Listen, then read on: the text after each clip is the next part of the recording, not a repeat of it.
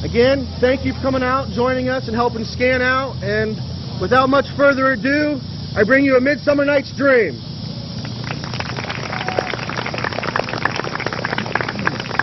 Hey, if you want the Polaris, then I can go over there and find our ticket. Now, fair Hippolyta, our nuptial hour draws on apace. 4 happy days bring in another moon.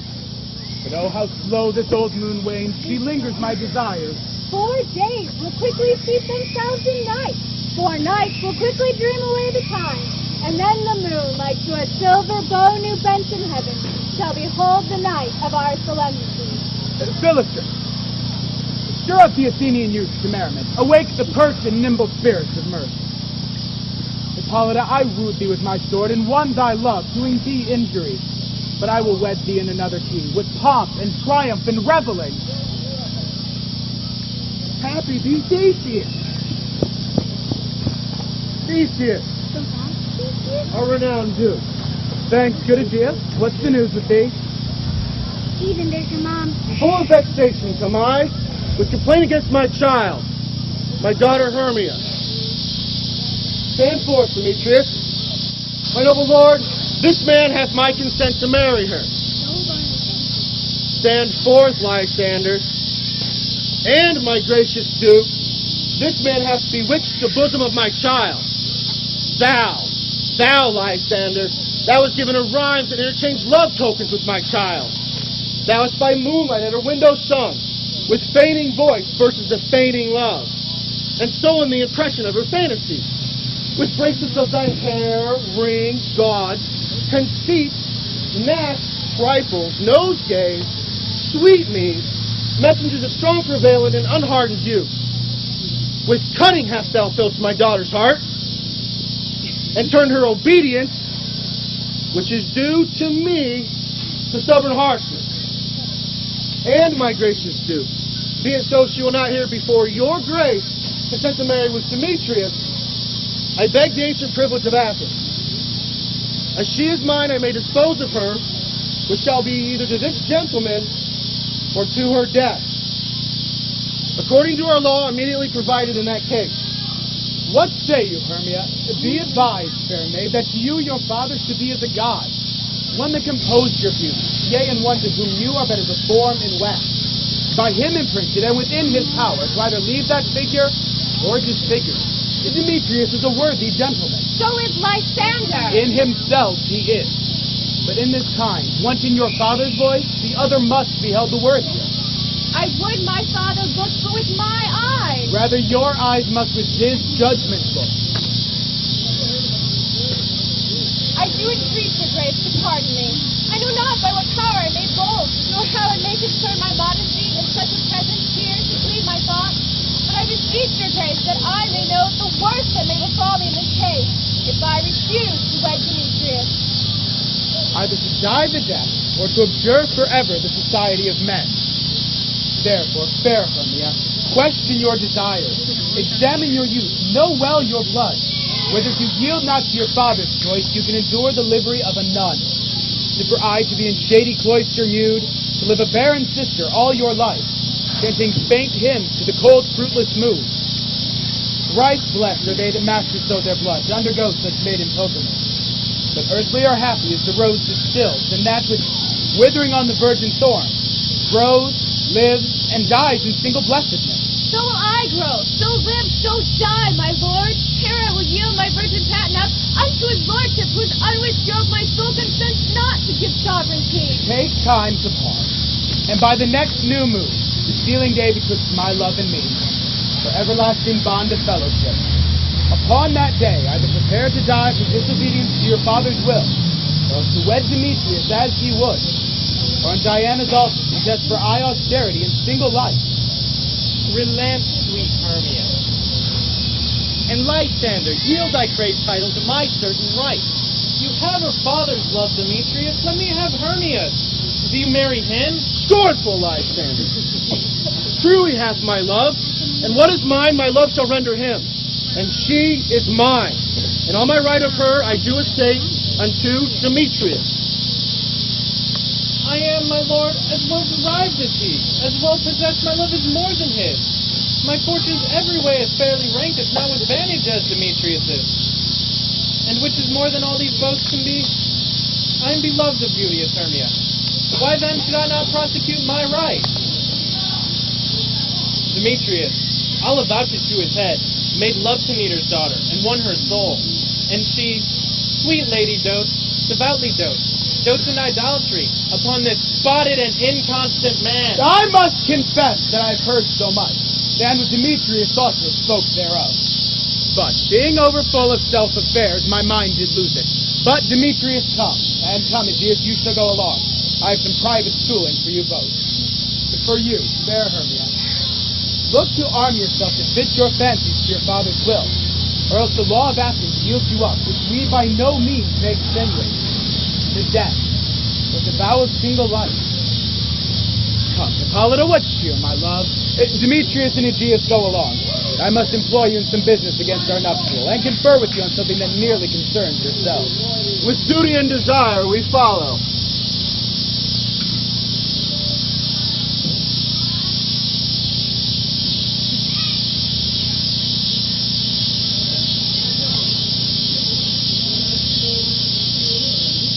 How now, my love? Why is your cheek so pale? How chance the roses there do fade so fast?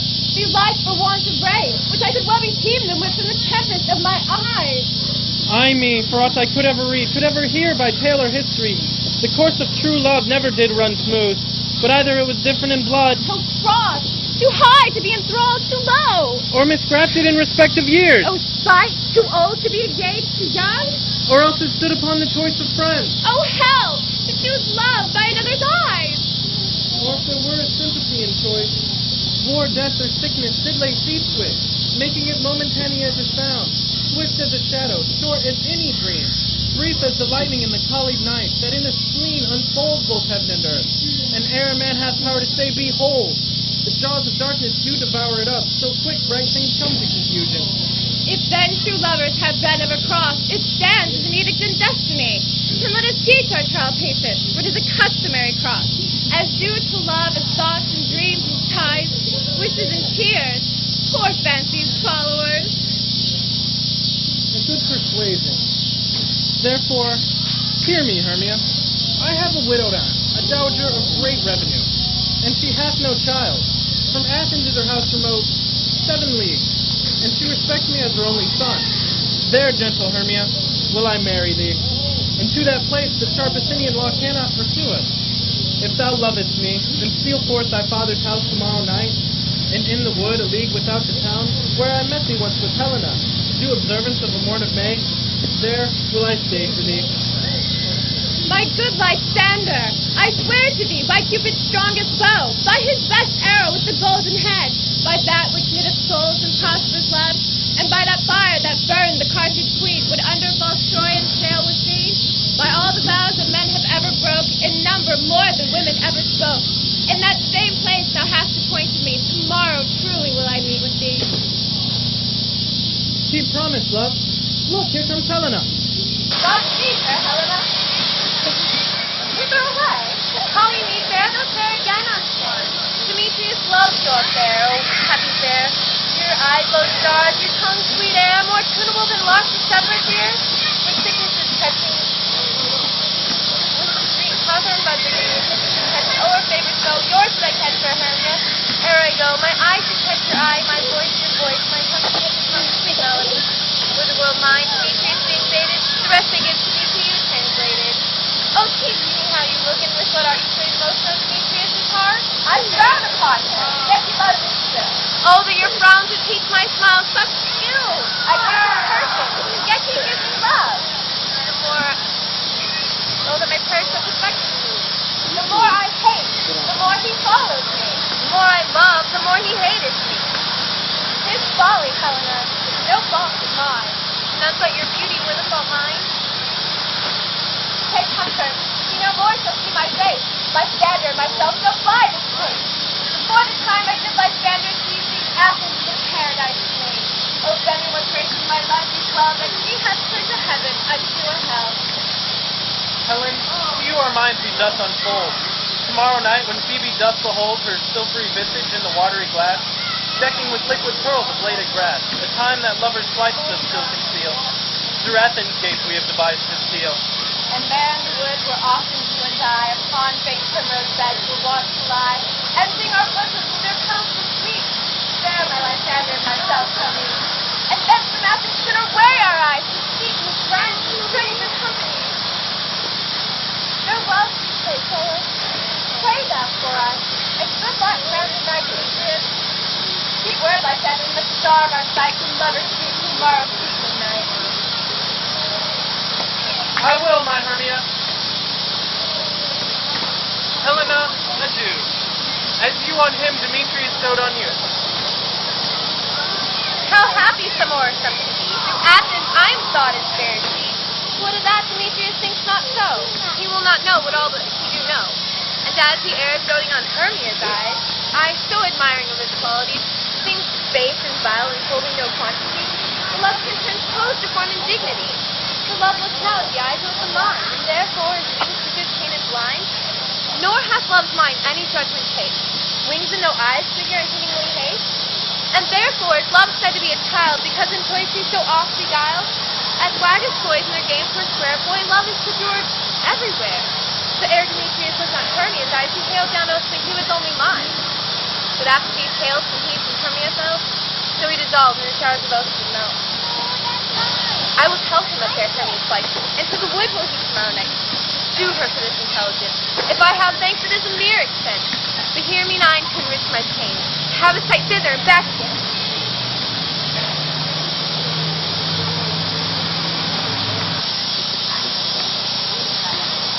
Are we all mad?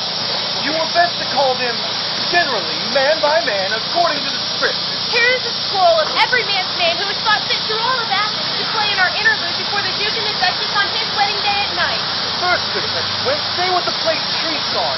Then read the names of the actors and so grow to a point. Mary, our play is the most lamentable comedy and cruel death of Pyramus and Thisbe. A very good piece of work, I assure you, and a merit. Now call forth your actors by the scroll. Masters, spread yourselves. Nick Bottom the Weaver. Ready? Name what part I am for and proceed. You, Nick Bottom, are sent down for Pyramus. What is Pyramus, a lover or a tyrant? A lover that kills himself most gallant for love. That will ask some tears in the true performing of it. If I do it, let the audience look to their eyes. I will move storms. I will condole in some measure to the rest, yet my chief humor is for that of a tyrant. I could play Earthly Prairie, or a part to tear a cat in to make all split. The raging rocks and shivering shocks shall break the locks of prison gates, and the vivid car shall shine from far, and make and mar the foolish fate. This is lofty. Not in the rest of your players. This was Ercles' vein, a tyrant's vein. A lover is more condoling. Francis Flute, the bellows mender. Here, pet friend. You must take Thisbe on you. What is Thisbe? A wandering knight? It is the lady that Pyramus must love. Nay, faith, not me. Play a lady? I have a beard coming. Ah! That's all one, and you can play it in a mask and you'll speak as small as you will. And I may hide my face. Let me play Thisbe too. And I will speak in a monstrous little voice. Thisbe. Ah, Pyramus, my lover dear, my Thisbe dear, lady dear. You can play no part but Pyramus and Flute. You, Thisbe. Well, proceed.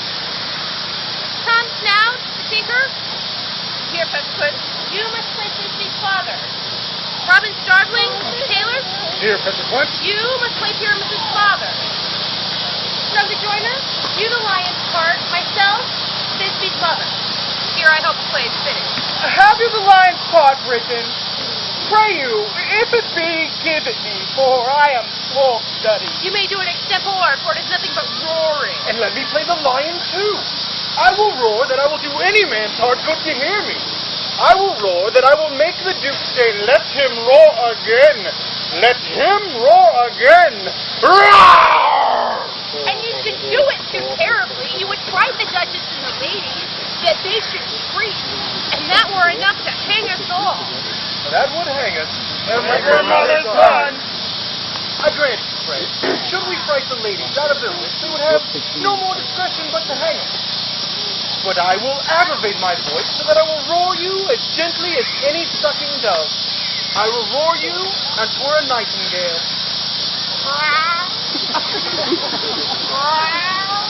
You can play no part but Pyramus, for Pyramus is a sweet-faced man. A proper man is one to see on a summer's day, a most lovely, gentleman-like man. Therefore, you must needs play Pyramus. Well, I will undertake it. What beard were best to play it in? Why, what you will. I will discharge it in your straw-colored beard. Your orange tawny beard? Your purple ingrain beard? Your French crown-colored beard, your perfect yellow. Some of your French crowns have no hair at all, and then you would play bareface. But, master, here are your parts, and I am to request you, entreat you, and desire you to con them by tomorrow night, and meet me a mile without the town in the palace wood. There by moonlight we will rehearse. For if we meet in the city, we'll be dogged with company, and our devices known. In the meantime, I will drop a bill of property such as our play wants. I pray you, fail me not. And there we will meet. And we may rehearse most obscenely and courageously. Take pains, be perfect. Adieu. At the Duke's Oak we meet. Enough. Hold or cut boasters.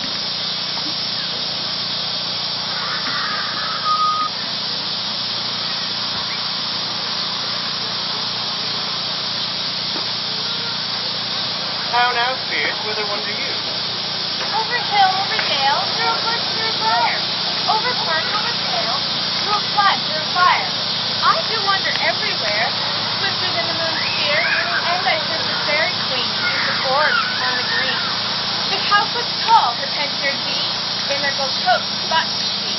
Those few rubies, very faces. In those freckles live their saviors.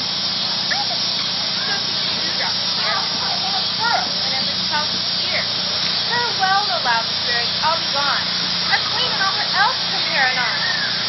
The king does keep his revels here tonight. Take heed the queen from not within his sight. For Oberon is passing fell and wrath, because that she is her attendant hath. A lovely boy stolen from an Indian king. She never had so sweet a dainty. And jealous Oberon would have the child, knight of his train to trace before his wives.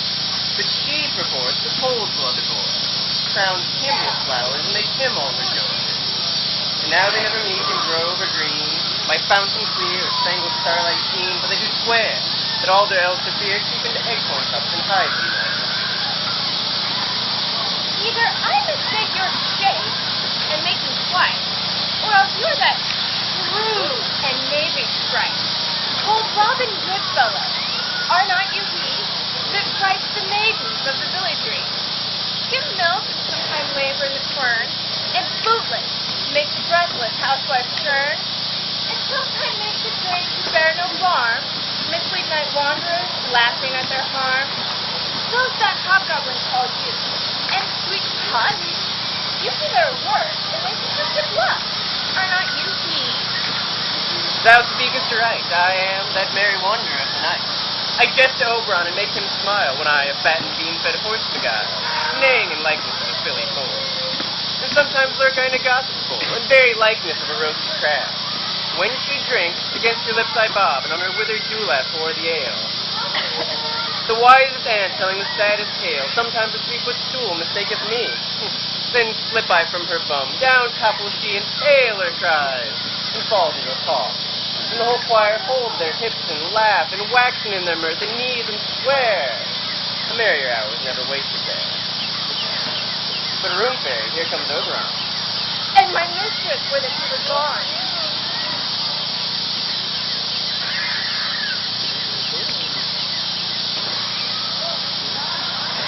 You met by moonlight, proud Titania? What? Jealous Oberon. Very skip hence I have forsworn his bed and company. Tarry, that's wanton, and not I thy lord? Why then I must be thy lady. But I know when thou hast stolen away from fairyland, and in the guise of Corin sat all day, playing upon pipes of corn and versing a love to amorous Phillida. But why are you here?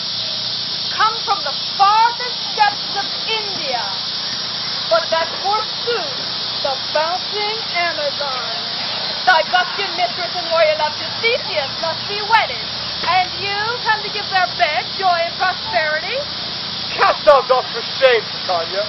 Granted my credit with Hippolyta, knowing I know thy love to Theseus. Did thou not lead him through the glimmering night from Peridenia, whom he ravaged, and make him with Agli break his faith? These are the forgeries of jealousy. But never since the middle summer spring that we on hill or dale, by forest or mead, by paved fountain or rusty brook, or beach margins of the sea, to dance our ringlets to the whistling wind, but thy with thy brawls have disturbed our sport. And therefore the wind pipes to us in vain, as if in revenge of such a from the sea's contagious fall, which then falling upon the land has made every pouting river so proud that they have overborne their continent. An odorous tablet of sweet buds is as in mockery. Set. The spring, the summer, the child in autumn, the angry winter, change their wonted liveries, and the mazed world by their increase now know not which is which. And this then progeny of evils comes from our dissension, from our debate. We are their parents and original. Do you amend it then?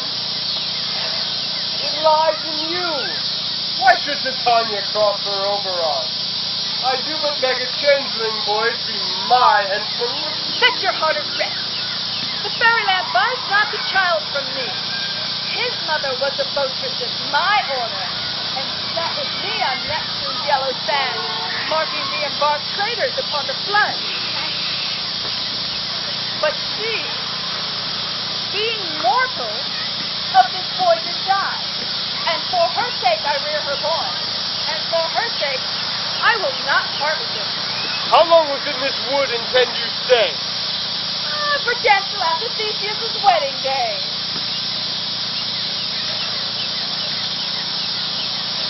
If you would patiently dance in our round and see our moonlight revels, then come with me. If not, shun me, and I shall spare thy heart. Give me the boy, and I will go with thee. Not for thy fairy kingdom. Ferries away, we just died downright, and I long to stay. Well, go thy way. Thou shalt not from this grove till I torment thee for this injury. Gentle pot, come hither.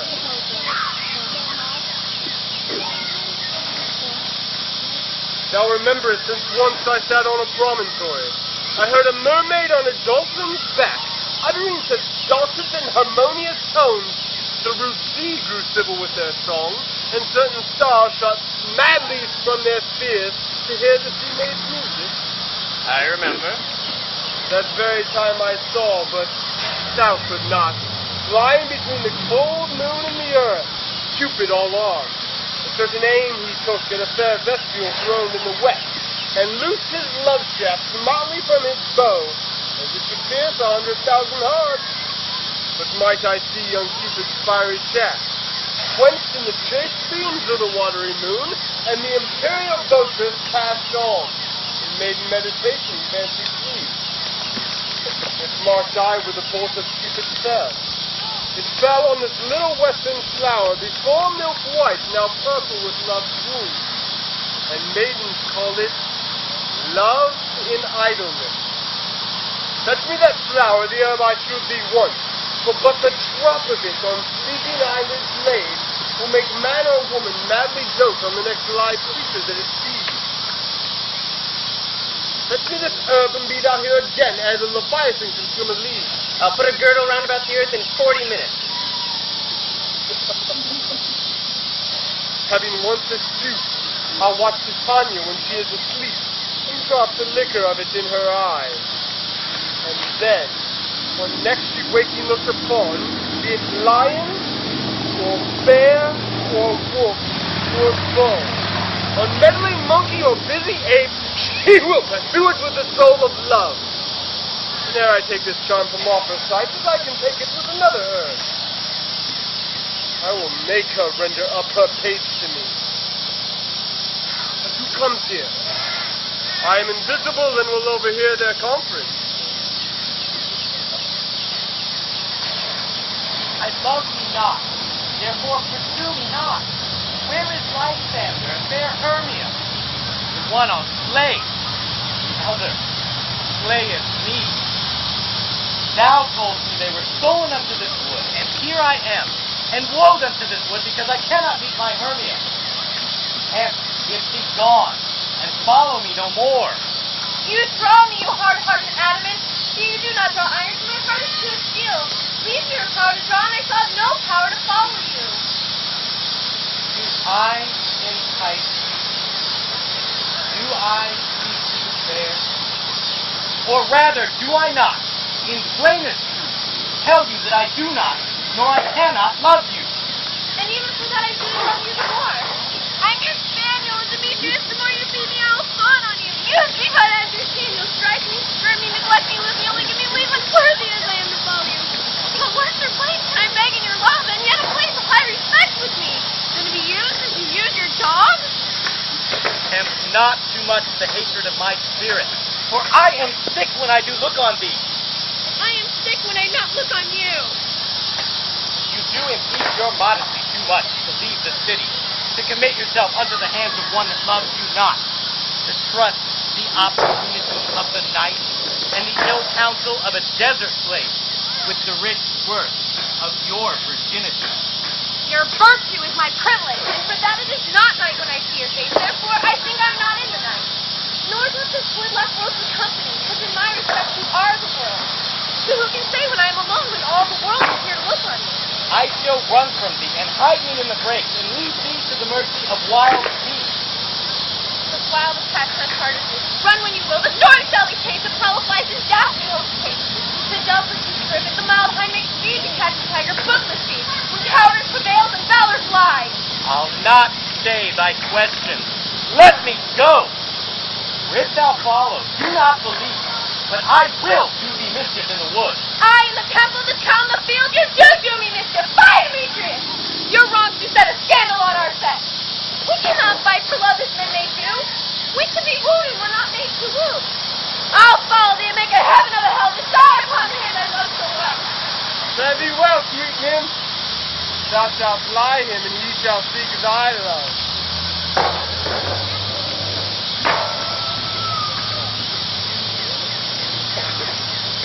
Hast thou the flower there? Welcome, wanderer. Aye, there it is. I pray thee, give it to me.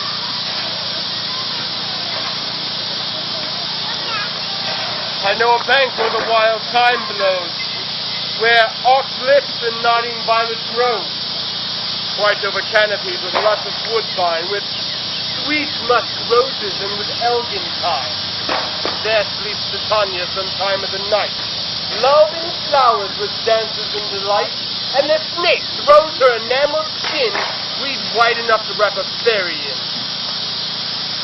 With this juice I'll streak her eyes, and make her full of hateful fancy. Take thou some of it. Seek through this grove, A sweet Athenian lady is in love with a disdainful youth. Anoint his eyes, but do it when next he spies might be the lady. Shalt thou know him by the Athenian garments he hath on. Affect it with some care, that he may prove more fond of her than she of her love. And look thou meet me here the first cock crow. Fear not, my lord, your servant shall do so.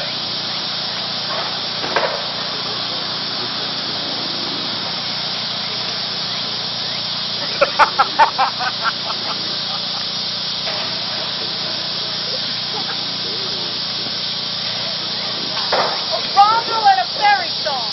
Then for the third part of a minute hence, some to kill the cankers and the musk rosebud.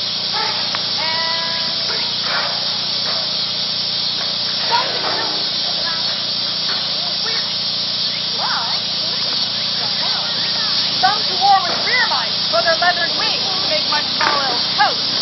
And some to keep back the clamorous owl, the nightly hoot that wonders at our quaint spirits.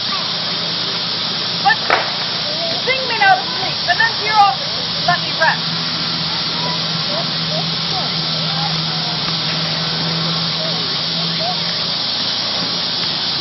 Spotted snakes with several tongues, thorny hedgehogs, be not seen. Newts and blind worms, do no wrong. Come not near our fairy queen.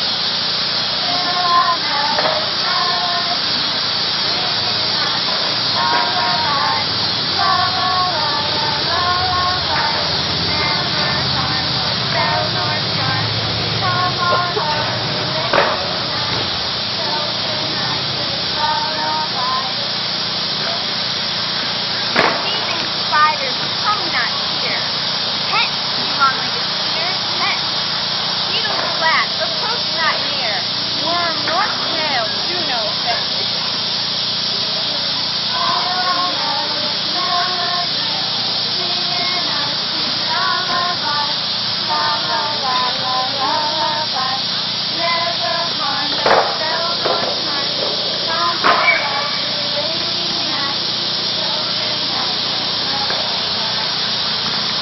Hence away, now all is well.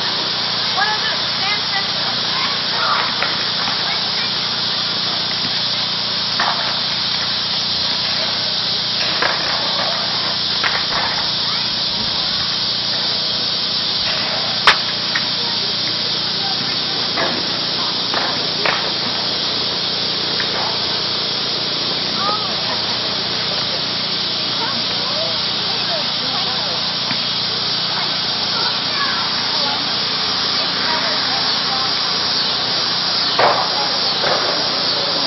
What thou seest when thou dost wake, do it for thy true love's sake. Love and languish for its sake. Be thou so cat or bear, hard or poor with bristled hair. In thine eye that shall appear, when thou wakest it is thy dear. Wake when some vile thing is near.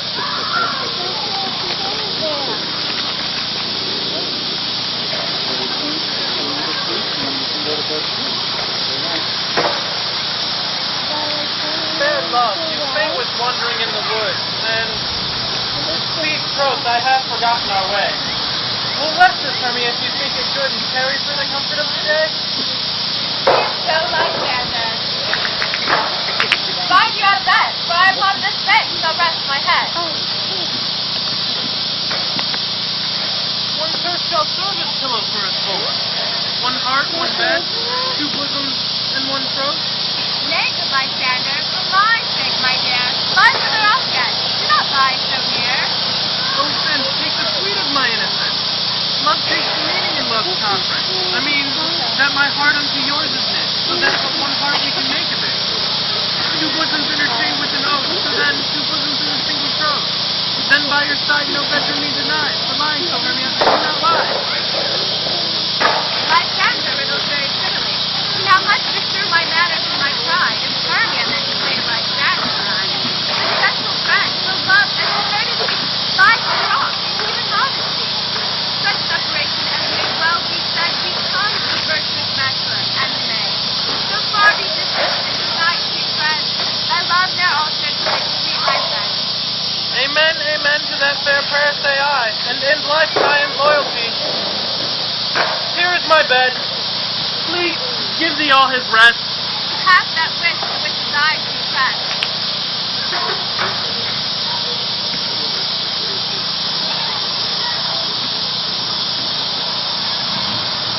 Through the forest have I gone, but Athenian found I none, upon whose eyes I might approve this flower's force and stirring love. Night and silent, who is here? Weeds of Athens he doth wear. This is he, my master said, despise the Athenian maid. And here the maiden, sleeping sound, on the dank and dirty ground. Pretty soul, she durst not lie near this black love, this chill courtesy. Churl, upon thy eyes I throw all the power this charm doth owe. When thou wakest, let love forbid, sleep and feed on thy eyelid. So awake when I am gone, for I must now to Oberon. They will not kill me, sweet Demetrius. I charge thee hence, and do not haunt me thus. Oh, wilt thou, darkling, leave me? Do not so. Stay, on thy peril, I alone will go. Though I am out of breath with this fond pace, the more my prayer, the lesser is my grace. How happy is Hermia wheresoever she lies, for she hath blessed and attractive eyes. How came her eyes so bright? Now I felt tears, and so mine are oftener washed in her. No, I'm as ugly as a bear, for beasts that made me run away for fear. Therefore no marvel what Demetrius do, as a monster, fly my presence thus. Oh, what wicked and dissembling class of mine made me to compare with Hermia's tearing eyes? But who is here? Lysander on the ground, dead or asleep, I see no blood, no wound. Lysander, if you live, then sure would.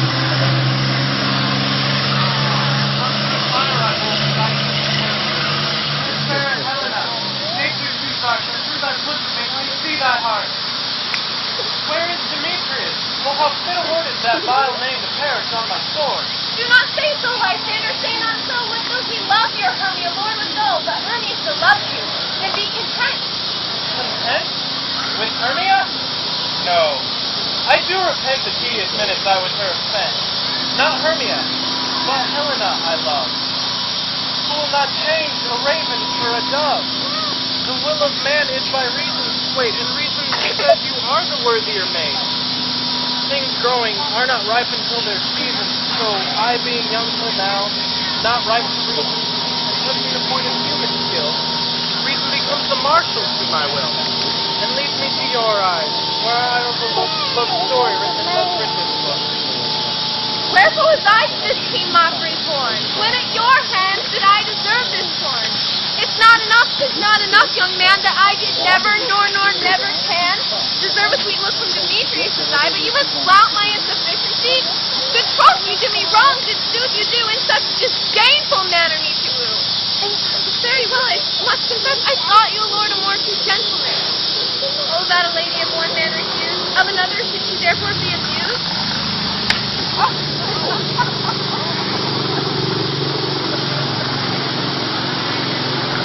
She sees not Hermia.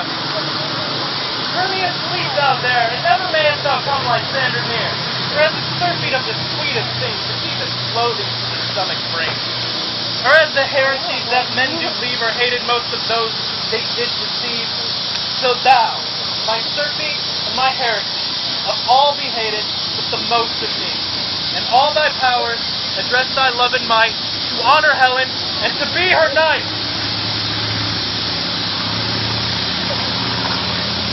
Help me, Lysander! Help me! Do thy best to turn this calling servant to my room! I need for pity! The dream was here! Lysander, look how you flame with fear!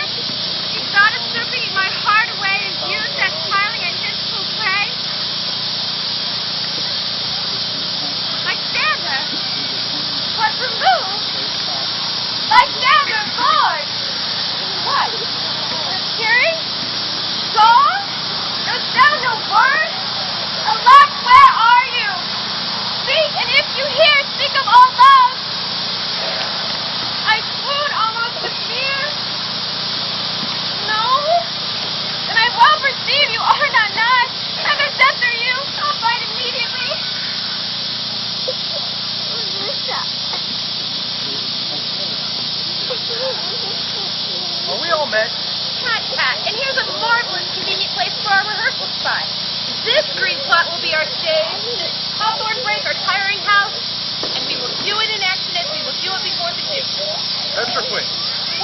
now, will we, Bottom? There are things in this comedy of Pyramus and Thisbe that will never please. First, Pyramus must draw a sword and kill himself, which the ladies cannot abide. How answer you that? Far lake and a parlor here. I believe we should move it coming out when all is done. Not a whit. I have a device to make all well. Write me a prologue, and let the prologue seem to say we will do no harm with our swords. No. And that Pyramus is not killed indeed. And for the more better assurance, tell them that I, Pyramus, am not Pyramus, but Bottom the Weaver. This will put them out of fear. Well, we will have such a prologue, and it will be written in 8 and 6. No, make it 2 more. Let it be written in 8 and 8.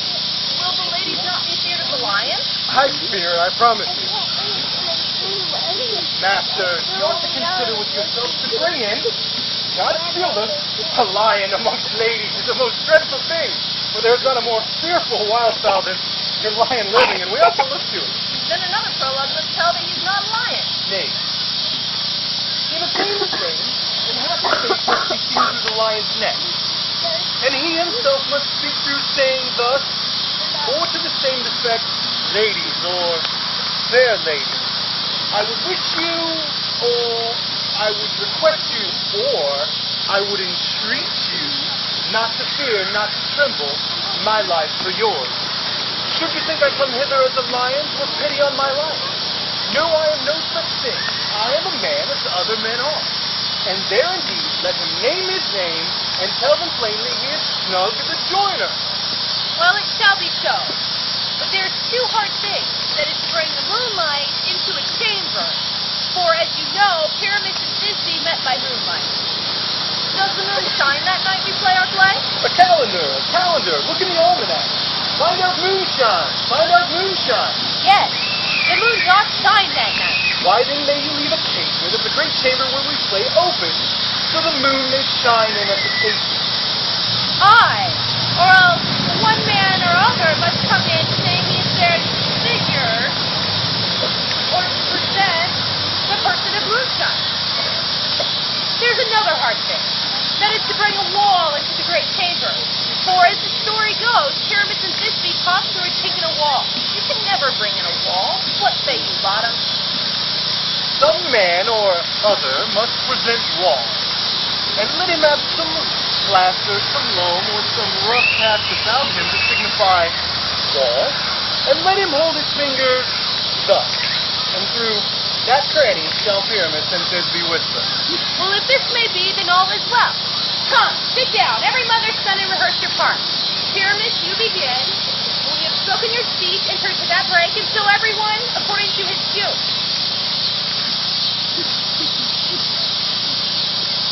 What hempen homespuns have we swaggering here so near the cradle of the fairy queen?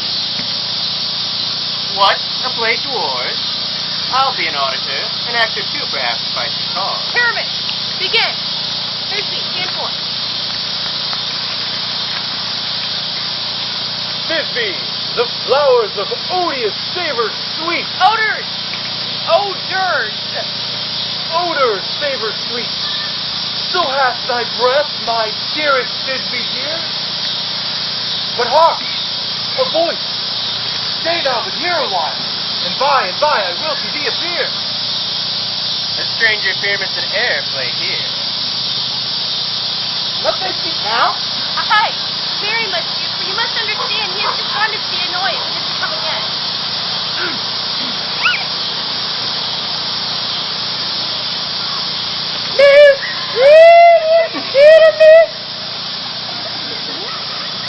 Most lily-white hue of color like the red rose on triumphant briar. Most pretty juvenile and most lovely Jew. As true as horse, yet never tire. I'll meet thee, Pyramus, at Minute two, man. Why, you must not speak that yet. You speak all your parts, cues and all. Pyramus, enter. Your cue is passed. It's never tired.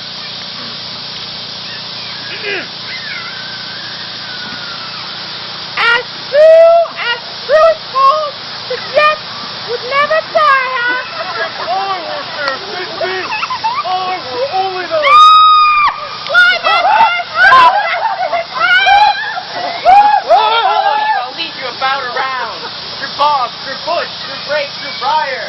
Sometime a horse I'll be, sometime a hound.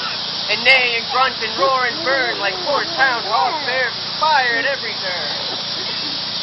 Why do they run away? This is the knavery of them to make me afeard.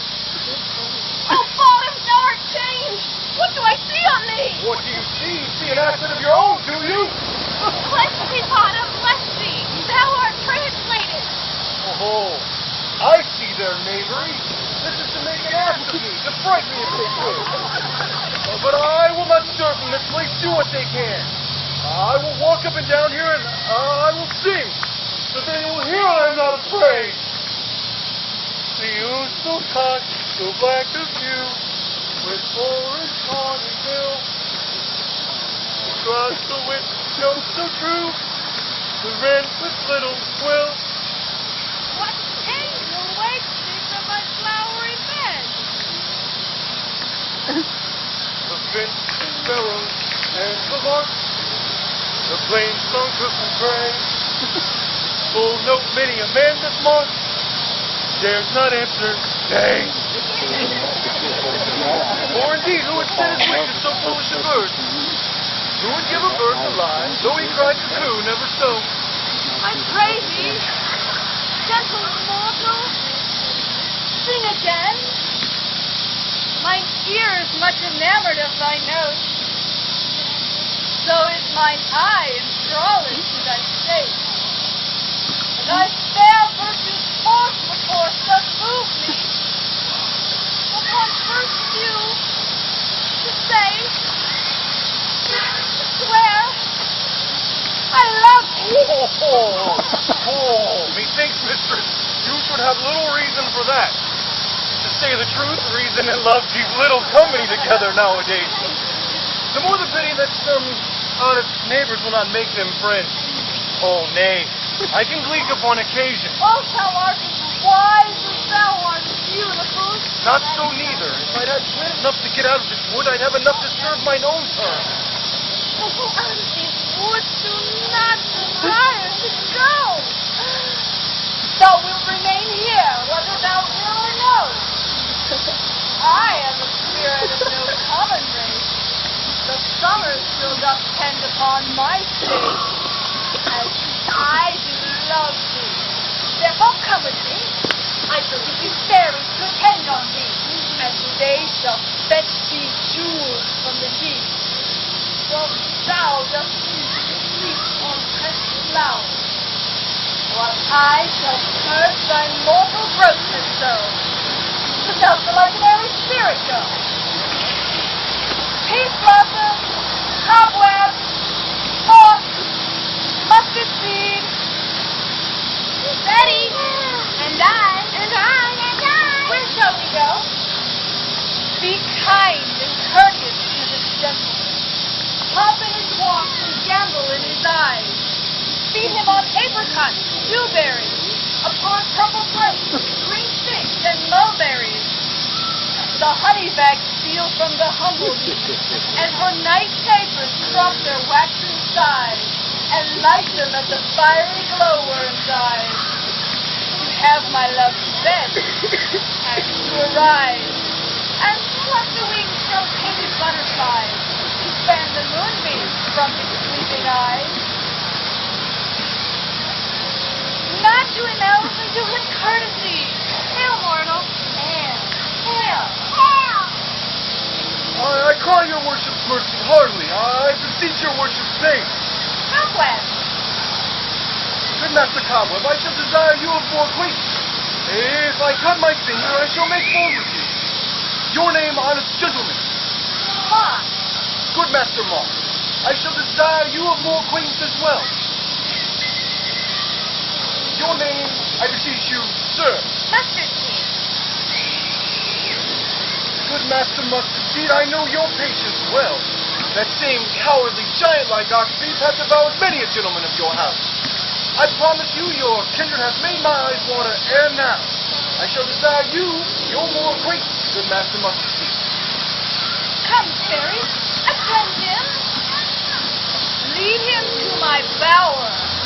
The moon methinks looks with a watery eye, and when she weeps, weeps every little flower, lamenting some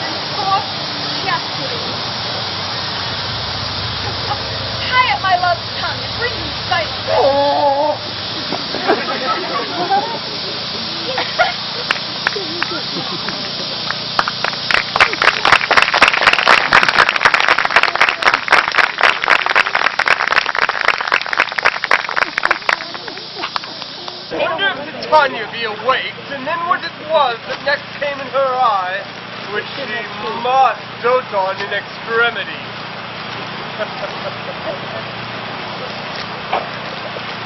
Here comes my messenger. How now, mad spirit? What night rule now about this haunted grove? My mistress of the monster is in love. Near to her close and consecrated bower, while she was in her dull and sleeping hour, a crew of patches, rude mechanicals that worked for bread upon Athenian stalls, were met together to rehearse a play, intended for great Theseus's nuptial day. The shallow thick-skin of that barren sort, who Pyramus presented in their court, forsook his deed and entered into a break, when I did him a disadvantage take. An ass's knoll I fixed on his head, and on his Thisbe must he answer it, and forth my mimic comes. When they him spy, so at his sight away his fellows fly, and at our stamp o'er and o'er one falls. Murder, he cries, and help from Athens calls. I led them on this distracted fear, and left sweet Pyramus translated there, where in that moment so it came to pass, Titania waked, and straightway loved an ass. This falls out better than I could devise. But hast thou yet latched the Athenian's eyes, as I did bid thee do? I took him sleeping, that is finished too, and the Athenian woman by his side, that of course, when he wakes, she must be I. Stand close. This is the same Athenian. This is the woman, but not this the man. Oh, why rebuke you him that loves you so? Lay bitter breath on thy bitter foe. Now I'm a child, but I should use thee words. But thou, I fear, hast given me cause to curse. If thou hast slain my Saturn in sleep, being more shoes and blood, then plunge in the deep and kill me too. The sun was up and grew into the day, and he to me, would he have stolen away from sleeping Hermia? I'll believe it soon, this whole earth may be bored through, and if the moon may through the center creep, and so to sleep her brother's new type with the Antipodes. It cannot be, but thou hast murdered him! So should a murderer look, so dead, so grim! So should the murdered look, and so should I, pierced through the heart by your stern cruelty. Yet you, the murderer, look as bright, as clear as yonder Venus in her glimmering sphere. What's this to my Lysander? Where is he? How good Demetrius wilt thou give him me?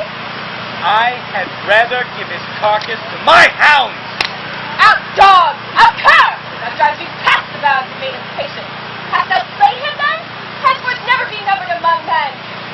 Oh, once till true even for my sake. Durst thou look upon him being awake?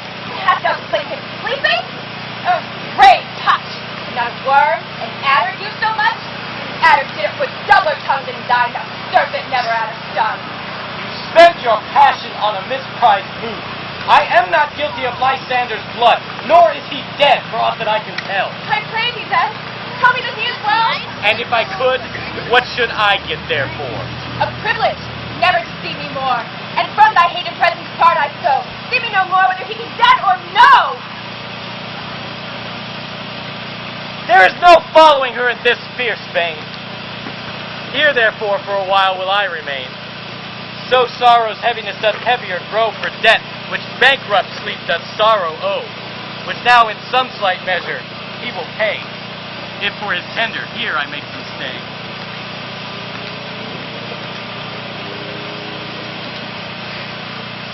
What hast thou done?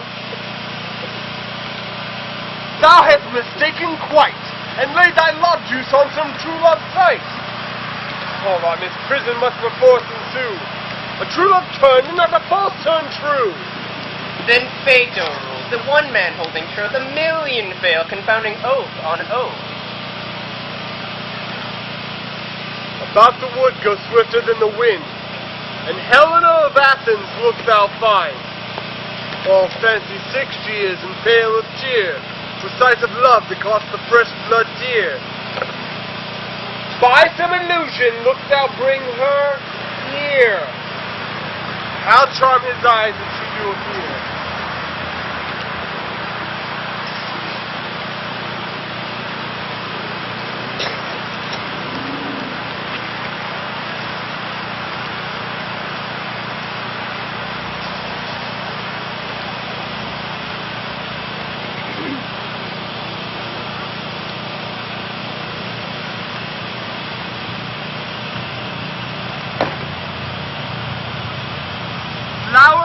purple dye, hit with Cupid's archery. Think an apple love his eye, when in love he shall espy, that to shine as gloriously as the Venus from the sky. When thou wakest, if she be by, beg of her for remedy.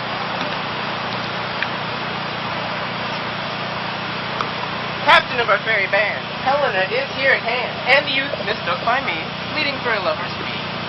Shall we their fond pageant see? Lord, what fools these mortals be! And decide the noise they make upon Demetrius to wait.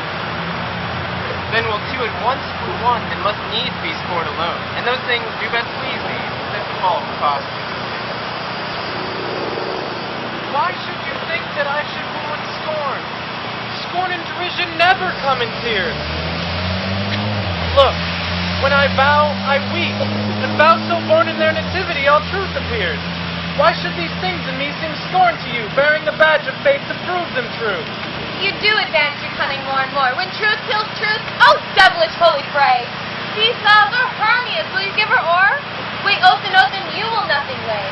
Your vows to her and me, put into scales, will even weigh, and both light as tails. I had no judgment when to her I swore. Nor none in my mind, now you give her o'er. Demetrius loves her, and he loves not you. Oh, Helen, goddess, nymph, perfect, divine. To what, my love, should I compare thine eyne? Crystal is muddy.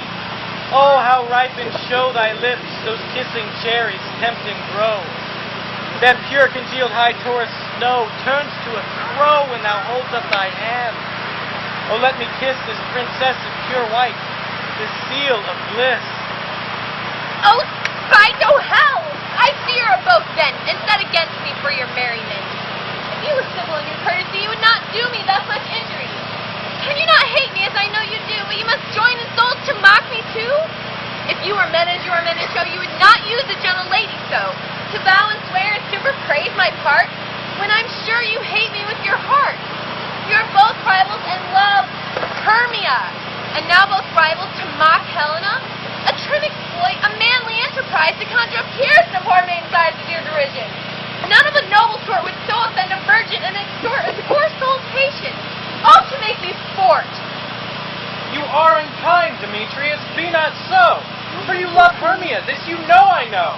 And here, with all goodwill, with all my heart, in Hermia's love I yield you up my part. And yours and Helena, to me bequeath, whom I do love, and will do till my death. Never did mockers waste more idle breath. Lysander, keep your Hermia, I will none.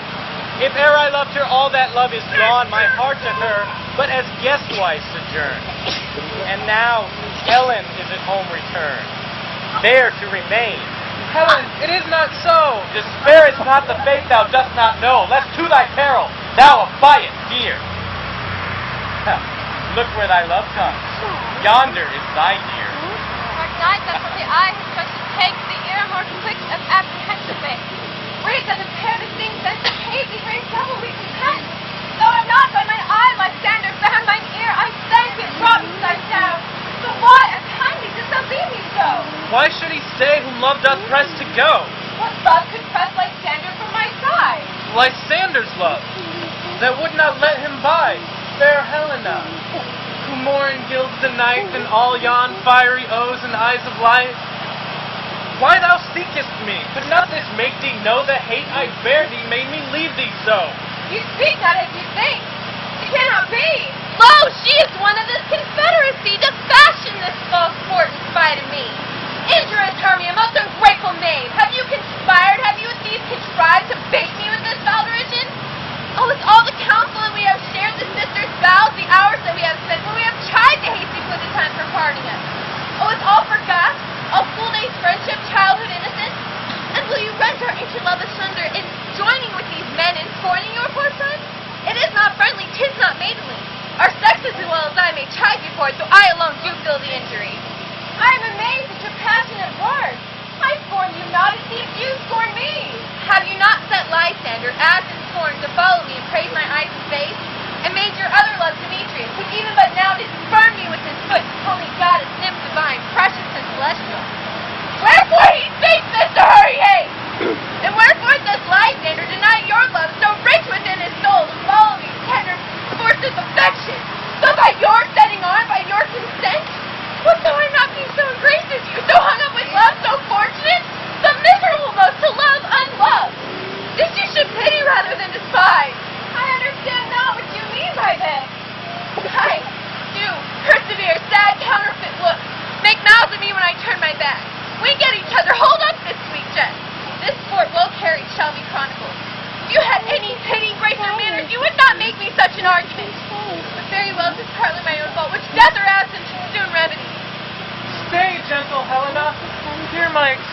my love, my life, my soul, fair Helena. Oh, excellent! Please, do not scorn her so! If she cannot entreat, I can compel. Thou canst compel no more than she entreats. Thy threats have no more strength than her weak prayers. Helen, I love thee. By my life I do. I swear by that for which I will lose for thee. To prove him false that says I love thee not. And I say I love thee more than he can do. If thou say so, withdraw and prove it too. Quick, come. Lysander, where's your kindle this? Away, you Ethiop! No, he'll seem to break loose. Take on as you would follow. But yet, come not. You are a tame man. Go. Hang off! Thou cat, thou bird! Vile thing, let loose, or I will shake thee from me like a serpent! Changes the sweet love. Thy love? Out, tawny Tartar! Out! Out, loathed venison, hated potion, hence! Do you not just? Yes, Susan, so do you. Demetrius, I will keep my word with thee. I would I had your bond, for I perceive a weak bond holds you. I'll not trust your word. What? Should I hurt her? Strike her? Kill her dead? Although I hate her, I'll not harm her so. What? Can you do me greater harm than hate? Hate me? Wherefore? Am not I, Hermia? Am not you, Lysander? I am as fair now as I was erewhile. This night you loved me. In this night you left me. Why then you left me? Oh, the gods forbid in earnest shall I say. Aye, by my life, and never did desire to see thee more. Therefore, be out of hope, of question, of doubt. Be certain nothing truer, 'tis no jest, that I do hate thee and love Helena. Oh, me! You juggler! You canker blossom! You thief of love! What? Have you come the night and stolen my love's heart from him? Fine ye face, have you no modesty, no main shame, no touch of bashfulness? What, will you tear impatient answers to my gentle tongue? Fie, you counterfeit Jew, puppet Jew! Puppet? Why so? That way goes the game. Now I perceive she hath made compare between our stature. She hath urged her height, and with her personage, her tall personage, her height forsooth she hath prevailed with him. And are you grown so high in his esteem, because I am so dwarfish and so low? How low am I, thou painted maypole? Speak! How low am I? I am not yet so low with that my nails can reach into my No, you must be dull and let her not harm me! I am no gifted old shrewdness, I am the lightning fingers! Let her not strike me. You may perhaps think because she is something lower than myself that I can match her! Lower? Hurt again! Good Hermia, do not be so bitter with me. I ever more did love you, Hermia. Ever keep your counsels? Save that for love unto Demetrius. I told him of yourself into the wood. He followed you, and for love I followed him. But he hath tried me hence, to threaten me, nay, to kill me too. So if you let me quiet, go to Athens, I'll bear my Tully back, and I'll follow you no further. Let me go. You see how simple and how fond I am. Why, get thee gone. Who is it that hinders you? A foolish heart that I leave here behind. Lysander, with Demetrius! Be not afraid, she shall not harm thee, Helena. No, sir, she shall not, though you take her part. Oh, when she is angry, she is keen and shrewd. She was a vixen when she went to school. And though she be but little, she is fierce. Little again! I mean, fool and little! Why will you suffer to love me then? Let me come to her! Get you gone, you dwarf! You minimus of hindering not grass made! You bead, you acorn! You are too officious in her behalf, which scorns your services. Let her alone. Speak not to Helena, take not her part. For if thou dost intend never so little show of love to her, thou shalt abide it. Now she holds me not. Now follow if thou darest. To try, by whose right of thine or mine is most in Helena. Follow? Nay, I'll go with thee cheek by jowl.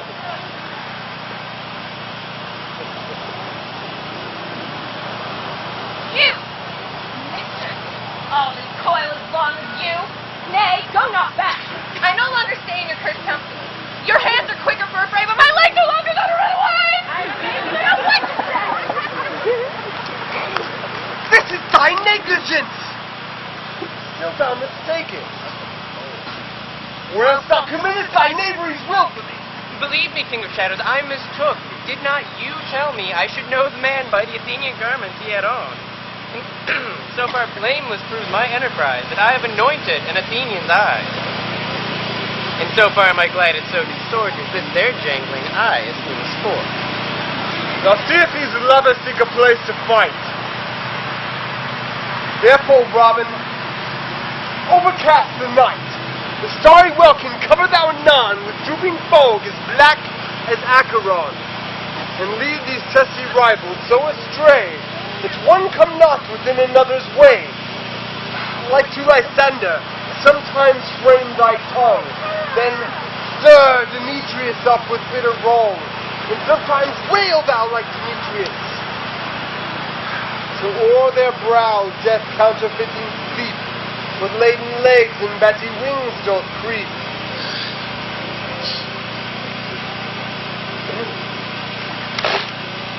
And cross this herb into Lysander's eye. The liquor hath his virtuous property to take from hence all air with his might, and make his eyeballs roll with wanton sight.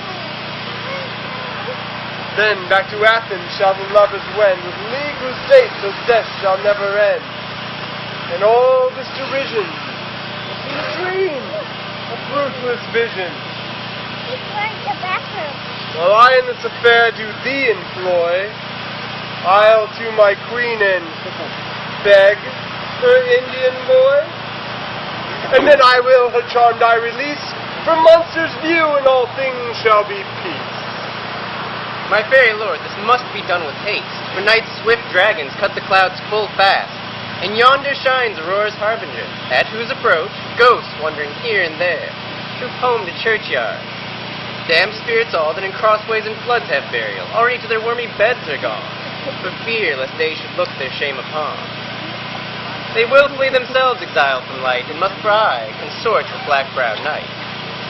But we are spirits of a different sort. I with morning's love have oft made sport. But notwithstanding, haste, make no delay. We may effect this business ere yet today. Up and down, I will lead them up and down. I am feared in field and town. Goblin, lead them up and down. Here comes one. Where art thou now, proud Demetrius? Speak thou now! Here, villain, drawn and ready, where art thou? I will be with thee straight. Follow my voice then to plainer ground. Lysander! Speak again! Thou runaway! Thou coward! Art thou fled? Speak! In some bush? Where dost thou hide thy head? Thou coward, art thou bragging to the stars, telling the bushes thou look'st for wars and will not come? Come, recreant, come, thou child. I'll whip thee with a rod. He is defiled that draws a sword on thee. Yea. Art thou there? Follow my voice, we'll try no manhood here.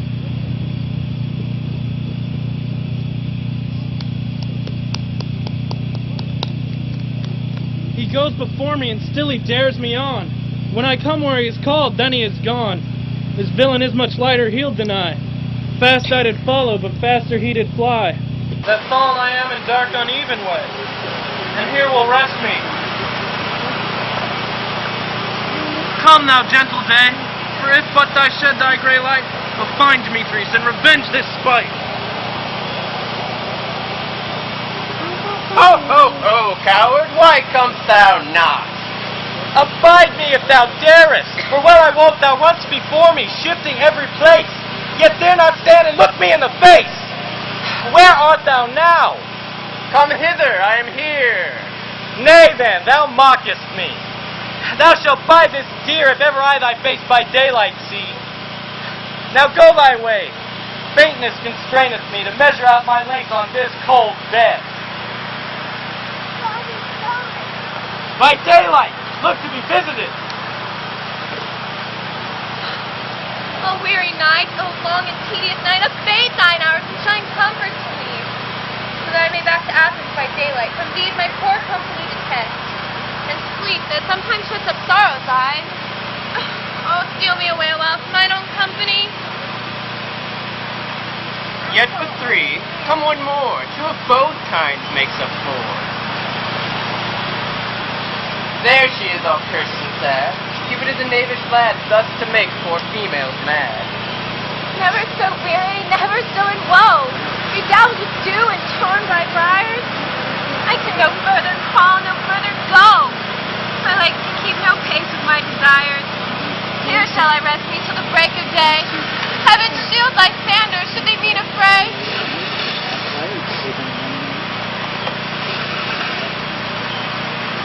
On the ground, sleep sound. I'll apply to your eye gentle lover remedy. When thou wakest, thou takest true delight in the sight of thy former lady's eyes. And the country proverb known that every man should take his own. Jack shall have Jill, naught shall go ill. The man shall have his mare again, and all shall be well.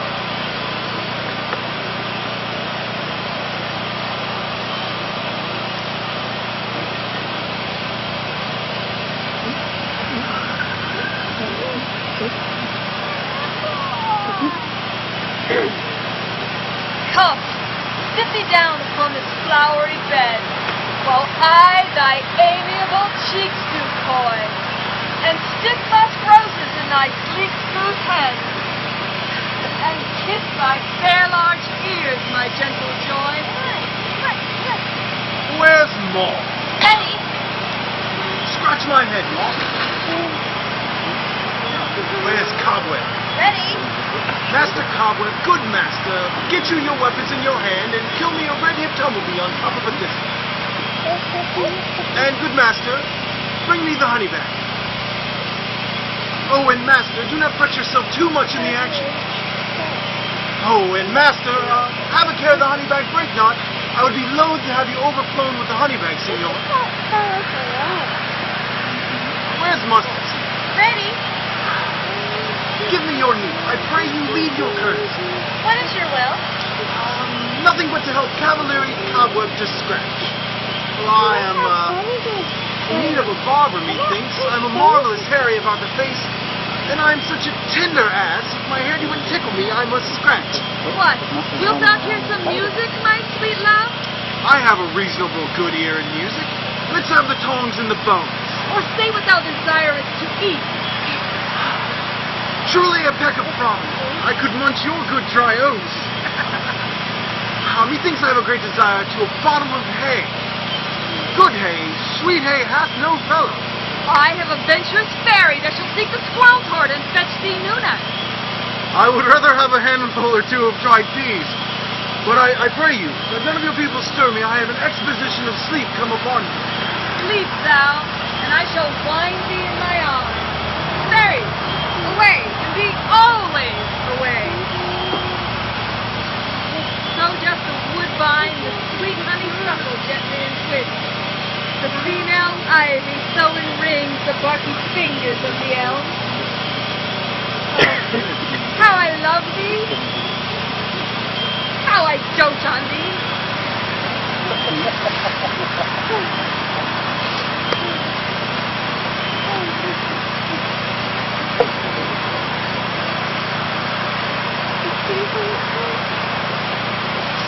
Welcome, good Robin. Seest thou this sweet sight? A dotage now I do begin to pity, for meeting her of late behind the wood, seeking sweet favors from this hateful fool. I did upbraid her and fall out with her, and she his hairy temples had then rounded with a coronet of fresh and fragrant flowers, which sometimes on the bud was wont to swell like round and orange pearls, now stood on the pretty flower sides like tears, that did their own disgrace bewail. I then did ask of her changeling child, and straight she gave me, and her fairy sent to bear him to my bower in fairyland, and now I have the boy. and I will undo this hateful imperfection of her eyes. And gentle Puck, take this transformed scalp off the head of this Athenian swine. But he, when waking when the others do, may all of Athens back again repair. And think no more of this night's accident. It is the fierce vexation of a dream. But first I will release the Fairy Queen.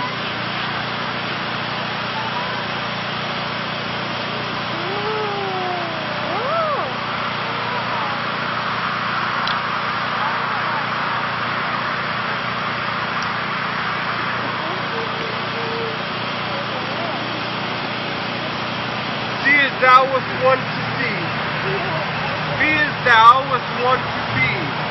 Diane's bud or Cupid's flower hath such force and blessed power. Now, my queen, take hands with me. Oberon, what visions have I seen? Thought I was enamored of an ass. There lies your love. Oh, how came this thing to pass? Oh, how I loathe this visage now. Silence a while. Robin, take off the tent. Tanya, music call, and strike more dead than common sleep of all these five descents. Oh, music! Oh, music is charmed sleep. When thou wakest with thine own cool eyes peep. Sound music!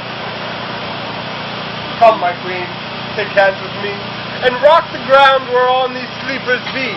For thou and I are new in amity, and will tomorrow night solemnly dance into Theseus' house, triumphantly, and blessed for all fair prosperity. For there these pairs of faithful lovers shall be, wedded with Theseus, all in jollity. Fairy king, attend and mark, I do hear the morning lark.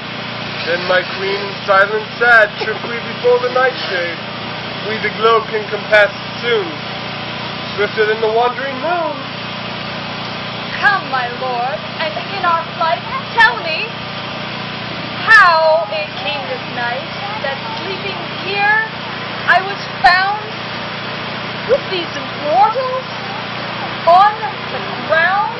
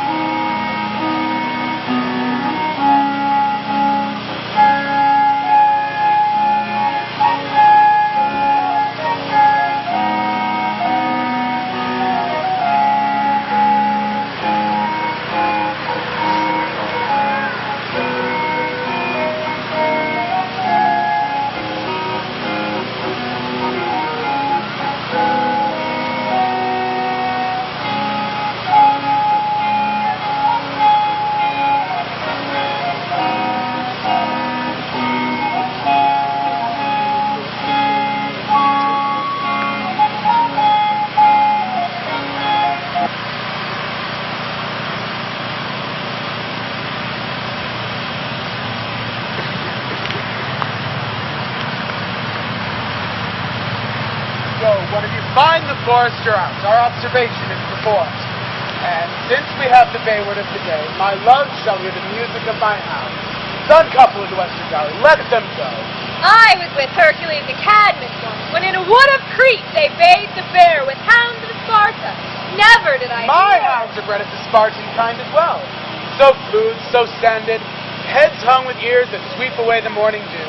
Each under each a cry more tunable was never hollered, nor cheered with horn. In Crete, in Sparta, nor in Thessaly. Judge what you hear. My lord! But soft, what nymphs are these? My lord, this is my daughter here asleep. And this Lysander is. And this Demetrius. And this Helena. Old Meter's Helena. I wonder if they're being here together. No doubt they rose up early to observe the rite of men. And upon hearing our intent, came in grace of our solemnity. But speak, Aegeus, is this not the day Hermia should give answer of her choice? It is, my lord. Good morrow, friends! St. Valentine is past. Begin these wood birds to couple now. Pardon, my lord. I pray you all stand up. I know you two are rival enemies. How comes this gentle concord in the world that hatred is so far from jealousy that sleeps by hate and fear no enmity? I shall reply amazedly, my lord. Half sleep, half wake, but as yet I cannot truly say how I came here. But as I think, for truly would I speak, and so I do bethink me, so it is. I came hither with Hermia. Our intent was to be gone from Athens, where we might, without the peril of the Athenian law... Enough! Enough, my lord! You have enough! I beg the law upon his head! They would have stolen away! They would have, Demetrius, thereby to have defeated you and me. You of your wife, and me of my consent that she should be your wife. My lord, fair Helen told me of their stealth, of this their purpose hither unto this wood, and I in fury hither follow them, fair Helen in fancy following me. But my good lord, I wot not by what power, but by some power it be. My love for Hermia, melted as the snow, seems to me now as the remembrance of an idle gown, which in my childhood I did dote upon, and all the faith, the virtue of my heart, the object and the pleasure of mine eye, is only Helena. To her, my lord, was I betrothed ere I saw Hermia, but like in sickness did I loathe this food, but as in health, come to my natural taste. Now I do wish it, love it, long for it, and will forevermore. Fair lovers, you are fortunately met. Of this discourse we will more here anon. Aegeus, I will overbear your will.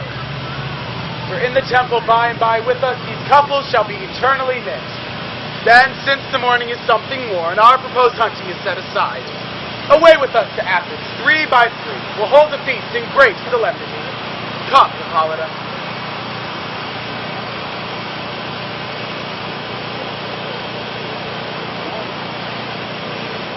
These things seem small and undistinguishable, like far-off mountains turned into clouds.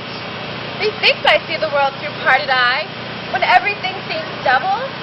So methinks I found Demetrius like a jewel, mine own and not mine own. Are you sure then that we are awake? It seems to me that yet we sleep, we dream. Do you not think the Duke was here and bid us follow him? Yea, and my father, and Hippolyta. And he did bid us follow to the temple. Why then we are awake. Let us follow him. And by the way, let us recount our dreams.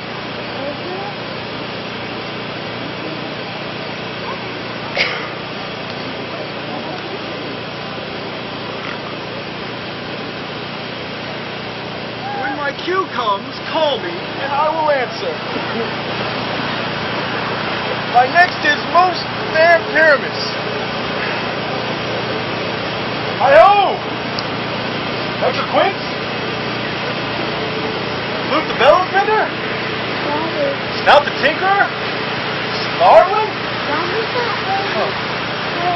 God of my life, stolen hints and left me asleep. No. I have had a most rare vision. I have had a dream, past rid of men, say what a dream it was.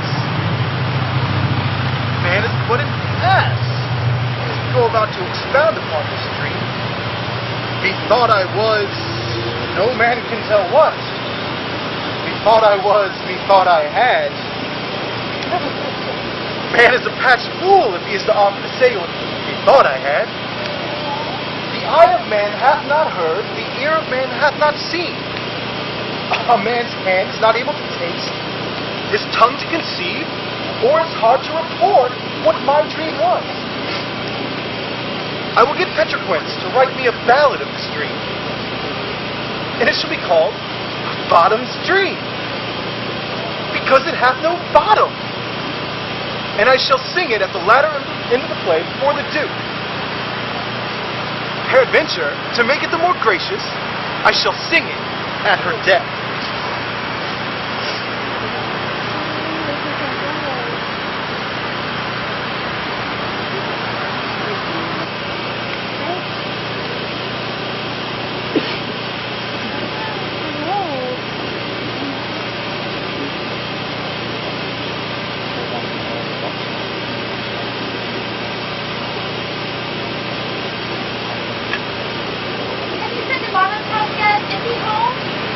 Cannot be heard of. I don't doubt he is transported. If he comes not, play is marred. Goes not forward, doth it? It is not possible. There is not a man in all of Athens able to discharge the part of Pyramus Behemoth. No, he simply has the best wits of any handicraft man in Athens. Yea, and the best person too. He's a very paramour for a sweet voice. You must say paragon. A paramour is, God bless, a thing of naught. Masters, the Duke is coming from the temple with 2 or 3 lords and ladies more married. If our sport had gone forward, fleet vain men. Oh, sweet bully bottom, thus hath he lost 6pence a day during his life? He could not have escaped 6pence a day. And the Duke had not given him 6pence a day for playing Pyramus? I be hanged. He would have deserved it. 6pence a day in Pyramus, or nothing. Where are these lads? Where are these hordes? Bottom! O most courageous day! O most happy hour! Oh, masters, I am to discourse wonders. But ask me not one, for if I tell you I am no truer thief, I will tell you everything right as it fell out. Let us hear, sweet Bottom. Not a word of it.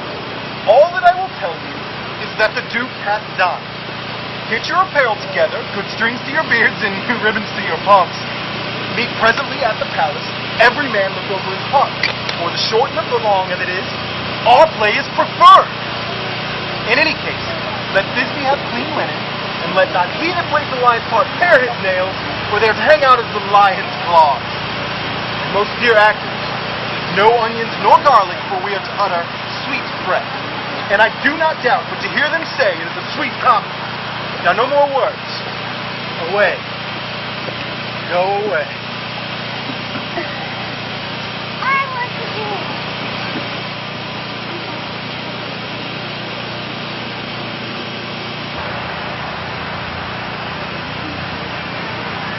Tis strange, my Theseus, that these lovers speak of. More strange than true. I never may believe these antique fables or these fairy stories. Lovers and madmen have such seething brains, such shaping fantasies that apprehend more than cool reason ever comprehends. The lover, the madman, the poet, are of imagination all compact. One sees more devils than vast hell can hold. That is the madman. Is the lover all is frantic? Or else, in the night, imagining some fear, how easy is a bush supposed to bear? When all the story of the night told over, and all their minds transfigured so together, more witnesses than fancy's images, and grows to something of great consequence, but howsoever strange and admirable. Here come the lovers, full of joy and mirth. Joy, joy, gentle friends, joy and fresh days of love accompany your hearts. More than to us. Wait in your royal walks, your board, your bed. Come now, what matters? What dances shall we have to wear away this long age of 3 hours between our after supper and our bedtime? Where is our usual manager of mirth? Is there no play to ease the anguish of this torturing hour? Illustrate. Here, mighty Theseus. Say, what abridgment have you for this evening? What mass? What music? How else should we beguile the lazy time if not with some delight? There is a brief how many sports are right. Make choice of which your highness will see first.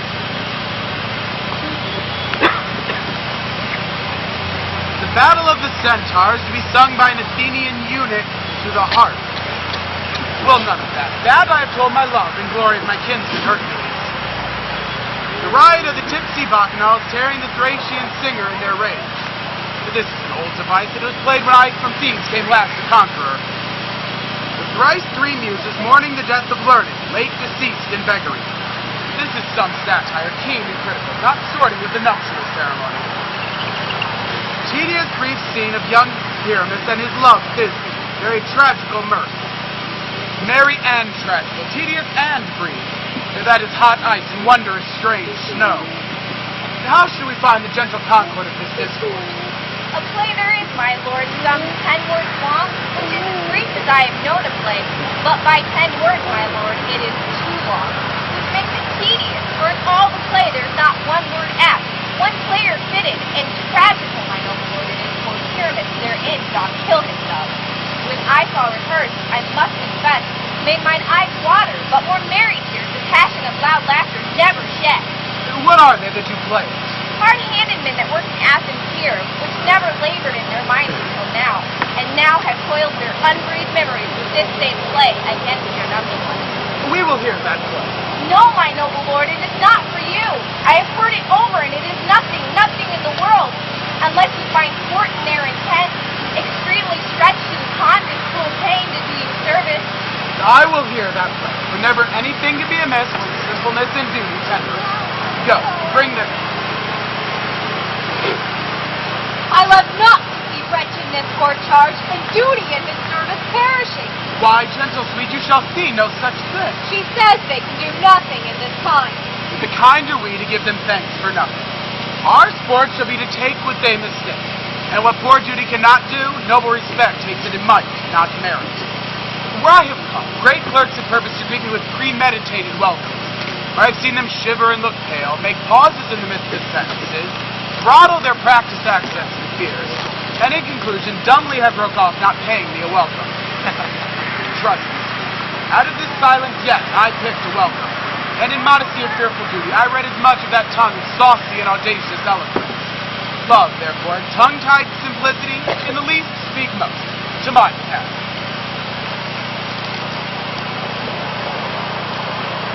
Complain, your grace, prologue is addressed.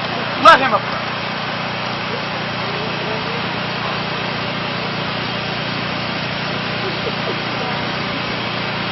If we offend, it is with good will.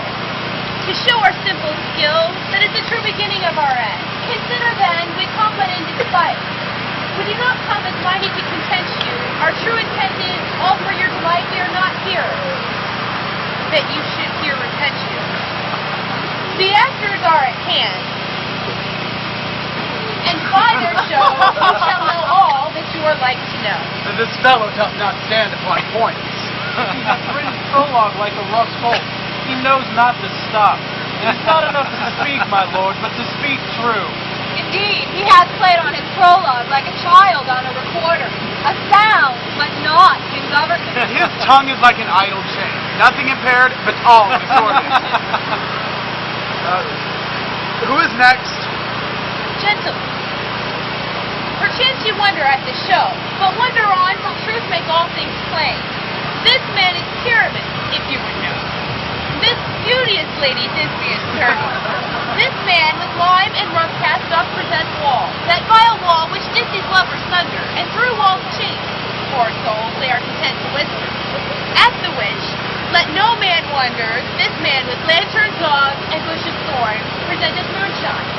For, if you would know, by moonshine did these lovers think no scorn to meet at Nina's tomb, there to woo. This grisly beast was Lion by name. The trusty Thisbe coming first by night, did scare away, or rather did affright, and as she fled, her mantle she did fall. Anon comes Pyramus, sweet youth and tall, and finds his trusty Thisbe's mantle slain, whereat, with bloody blameful blade, he bravely broached his boiling bloody breast. And Thisbe, carrying in mulberry shame, his dagger drew and died. For the rest, let lion, wall, moonshine, and the lovers twain at large discourse, while here they do remain. I wonder if the lion be to speak. No wonder, my lord, one lion may, but many asses do. In this same interlude, it just befalls that I, one snout by name, present a wall, and such a wall as I would have you think that had in it a pretty hole or chink, through which the lovers Pyramus and Thisbe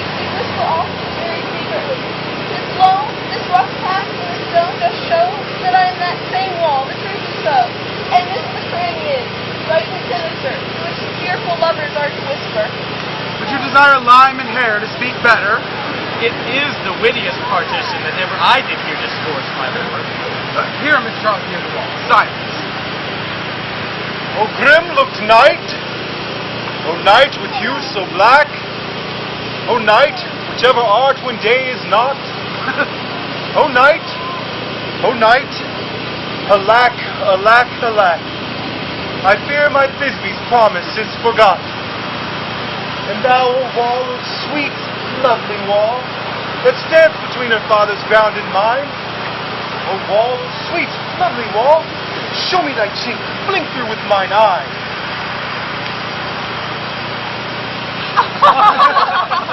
Thanks, courteous wall. Jove, she'll be well for this. What see I? No Thisbe do I see? O wicked wall, through whom I see no bliss. Curse thy stones for thus deceiving me. The wall, methinks, being sensible, should curse again. No, sir, in truth, he should not. Deceiving me is Thisbe's due, and she is enter now that spire through the wall. You shall see him fall pat as I told you. Yonder she comes.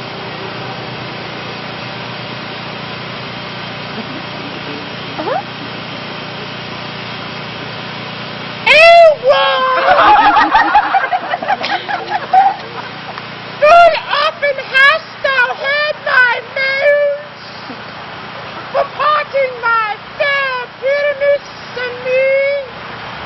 My cherry lips have often kissed thy stones with lime and hair. It up indeed. I spy a voice. Now will I to the chink, so I may spy and hear my Thisbe's face. Thisbe. My love? Thou art my love, I think. Think what thou wilt, I am thy lover's grace, and like Lymander am I trusty still. And I, like Helen, to the fates sneak in. Oh, not Shavelous to Procris was so true. As shaftless to Procris, I to you. Oh, kiss me through the hole of this vile wall. I kissed the wall's hole. Not your lips at all. Wilt thou at Minnie's tomb meet me straight away? Type life, type death, I come without delay.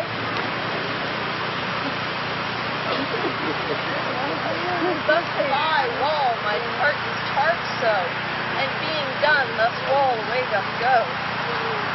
Now it's a mural down between two neighbors. No remedy, my lord, when walls are so willful to hear without warning. This is the silliest stuff that ever I heard. The best in this kind are but shadows, and the worst, no worse of imagination amends them. It must be your imagination then, and not theirs. If we imagine no worse of them than they of themselves, if they may pass for excellent men. Here come two noble beasts, a man and a lion. You ladies, you, whose gentle hearts do fear the smallest monstrous mouse that creeps on floor, may now perchance both quake and trembling when lion, rough and wild as rage doth roll. So know that I, once heard the joiner, am a lion's spell, nor else no lion's den. Or if I should have lied, straight into this place, for a pity on my life. They're very gentle beasts, and of good conscience. The very best of the beasts that e'er I saw, my lord. This lion is a very fox for his valor. True, and a goose for his discretion. Not so, my lord, for his valor cannot carry his discretion, and the fox carries the goose. His discretion, I am sure, cannot carry his valor, for the goose carries not the fox. It is well. Give it to his discretion, and let us listen to the moon. This lanthorn doth the horn moon present. He should have worn the horns on his head. He is no crescent, and his horns are visible within his circumference. This lanthorn doth the horn moon present.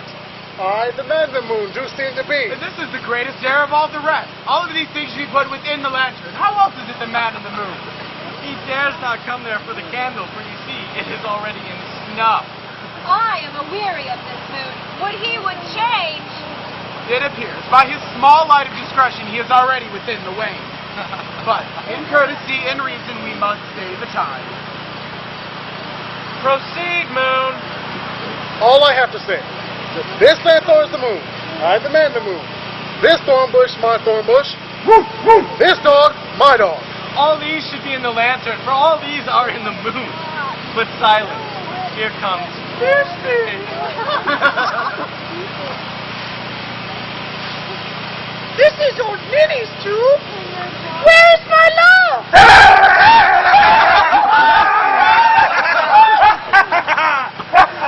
Well roared, lion. Well run, Thisbe. Well shown, moon. Truly the moon shines with a good grace. Well mouthed, lion. And then came Pyramus. And so the lion vanished. Sweet moon, I thank thee for thy sunny beams. I thank thee, moon, for shining now so bright. For by thy gracious, golden, glittering gleams, I trust to take of truest Thisbe's sight. But stay, O spite! But mark, poor knight, what dreadful dole is here? Eyes, do you see? How can it be? Thy mantle good, but stained in blood? Oh, approach ye, fairies fell. Oh, fates, come, come. Cut thread and thrum. Quail, crush, conclude, and quell. This passion and the death of a dear friend would go near to make a man look sad. Be sure my heart, but I pity the man. Oh, wherefore, nature, didst thou lion's frame? Since lion vile hath here deflowered my dear, which is, no, which was, the fairest dame that loved, that liked, that looked with cheer. Come, tears, confound. Out sword and wound to the pap of Pyramus, I that left pap where heart does hop.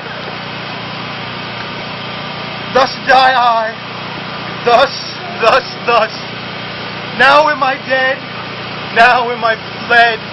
My soul is in the sky. Tongue, lose thy light. Moon, take thy flight. Now die.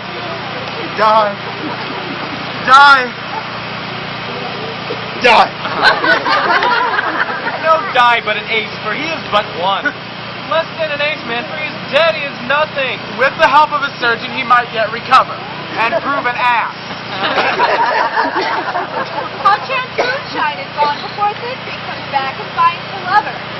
She will find him by starlight. Here she comes, and her passion ends the play. Methinks she should not use a long one for such Pyramus. I hope she will be brave. A moat shall turn the balance, which Pyramus, which Thisbe is the better. He for a man, God warns us. She for a woman, God bless us. She has spied him already with those sweet eyes. And thus she means. Videlicet. Asleep, my love? What? Dead, my dove? Oh, Pyramus, arise! Speak! What, dove? Dead? A tomb must cover these sweet eyes. These lily lips. This cherry nose. These yellow cowslip cheeks. Are gone. Lovers made bare. His eyes were screen as leaks. Oh, sisters three, come to me with hands as pale as milk. Living and girl, since you have shone with shears his thread of silk, tongue, not a word. Come, trusty sword.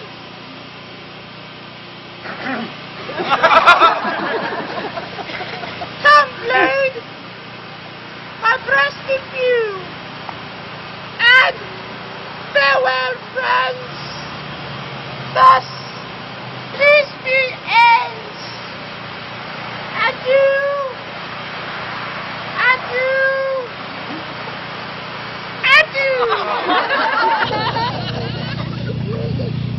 sunshine and lion are left to bury the dead.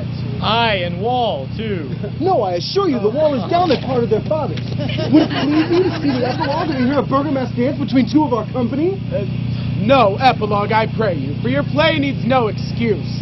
Then never excuse, for when the players are all dead, there need none to be blamed. Marry, if he that had writ it had played Pyramus and hanged himself in Thisbe's garter, it would have proved a fine tragedy. So it is, and very notably discharged. But please, your burgomask, let your epilogue alone.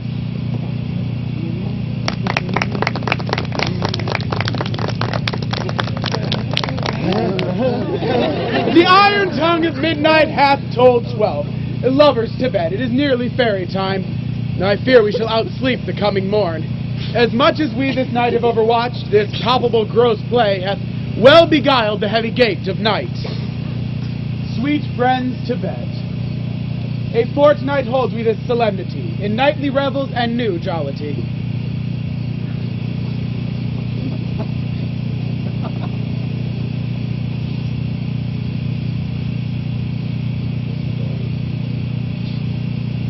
Now the hungry lion roars, and the wolf behowls the moon, whilst the heavy plowman snores, all with weary task for done.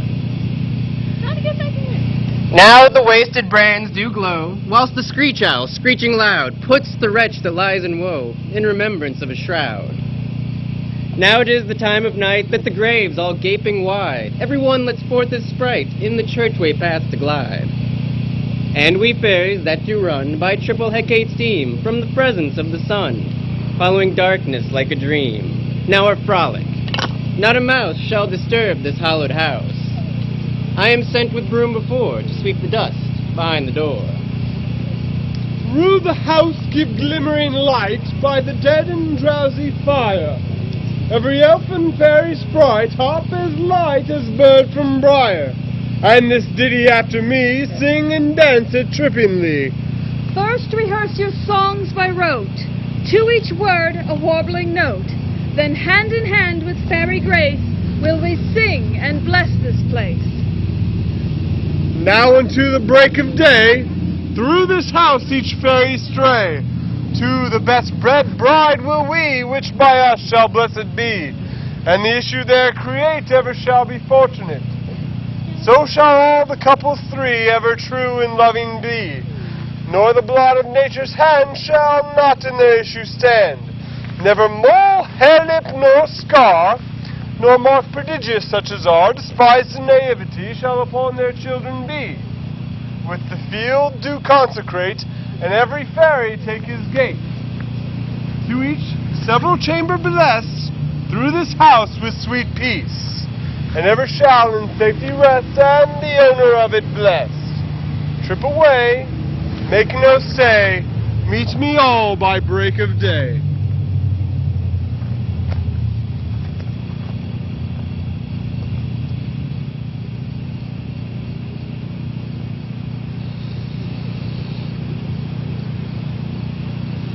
If we shadows have offended, think but this and all is mended, that you have but slumbered here, while these visions did appear. And this weak and idle theme, no more yielding but a dream. Gentles, do not reprehend. If you pardon, we will mend. And, as I am an honest puck, if we have unearned luck now to escape the serpent's tongue, we will make amends ere long. Else the puck a liar call? So good night unto you all. Give me your hands if we be friends, and Robin shall restore amends.